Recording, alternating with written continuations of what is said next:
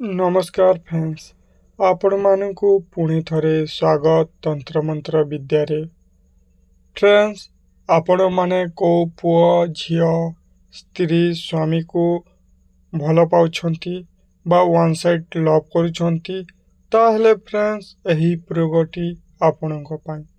Friends, ସଦାବେଳେ ଦେଖିଥିବେ ସ୍ୱାମୀ ସ୍ତ୍ରୀ ମଝିରେ ଝଗଡ଼ାଝାଟି ହେଉଛି।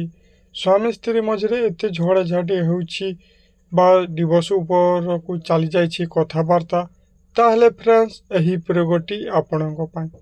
ଫ୍ରେଣ୍ଡସ୍, ଆପଣ ଏହି ପ୍ରୟୋଗଟି କରିଲେ ଆପଣମାନେ ଯେକୌଣସି ମହିଳା ବା ବ୍ୟକ୍ତିଙ୍କୁ ଆପଣଙ୍କ ହାତ ମୁଠାରେ କରିପାରିବେ। ଆପଣଙ୍କ କଥା ସଦାବେଳେ ମାନିବ, ଆପଣ କହିବେ ଉଠ ବୋଲେ ଉଠିବ ଆଉ ବସ ବୋଇଲେ ବସିବ। ଫ୍ରେଣ୍ଡସ୍, ଆପଣମାନେ ଅନେକ ତନ୍ତ୍ରମନ୍ତ୍ର ବିଧି ବିଧାନ ପ୍ରୟୋଗ କରିକି ଥକି ଯାଇଛନ୍ତି, ତାହେଲେ ଫ୍ରେଣ୍ଡସ୍ ଆପଣମାନେ ଏହି ପ୍ରୟୋଗଟିକୁ ଆରମ୍ଭ କରନ୍ତୁ, ଯାହାଦ୍ୱାରା ଆପଣଙ୍କ ସବୁ କାମ ସଫଳ ହେବ। ଫ୍ରେଣ୍ଡସ୍, ଭିଡ଼ିଓଟିକୁ ଆରମ୍ଭ କରିବା।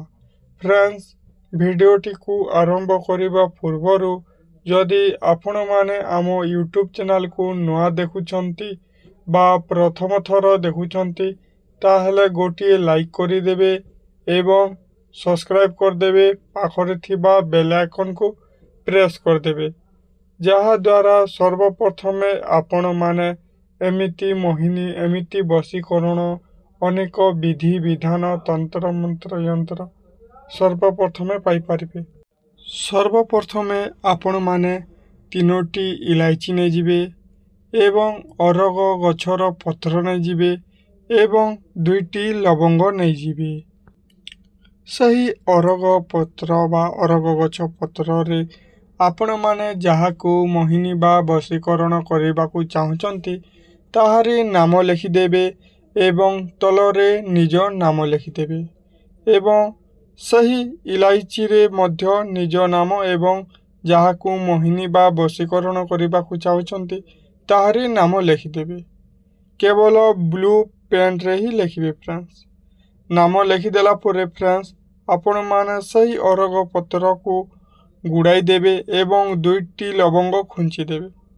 ଖୁଞ୍ଚିଦେଲା ପରେ ଫ୍ରେଣ୍ଡସ୍ ଆପଣମାନେ ରାତ୍ରିରେ ହିଁ ବରଗଛ ବା ପିପଲ ଗଛକୁ ଚାଲିଯିବେ ଏବଂ ସେଇଠି ଛୋଟ ଛୋଟ ଗାତ କୁଡ଼ିକି ସେହି ଅରଗ ପତ୍ରକୁ ପୋତି ଦେଇ ଚାଲି ଆସିବେ।